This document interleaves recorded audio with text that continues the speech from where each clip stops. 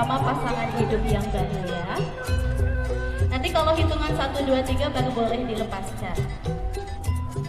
Oke, sudah siap? Kita baca dulu bismillah ya.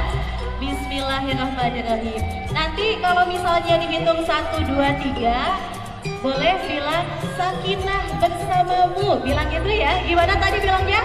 Sakinah bersamamu. Oke, nanti kalau misalnya hitung 1, 2, 3 bilang sakinah bersamamu, dilepaskan balonnya. Kemudian pengantin boleh wedding kiss dan juga yang lainnya boleh tepuk tangan. Oke, kita kembali lagi baca bismillah. Bismillahirrahmanirrahim. 1, 2, 3. Sakinah bersamamu. Boleh dilepaskan balonnya. Iya, alhamdulillahirabbil alamin. Kita doakan bersama ya Bapak Ibu hadirin yang berbahagia. Mudah-mudahan kedua mempelai menjadi keluarga yang sakinah, mawaddah dan warahmah.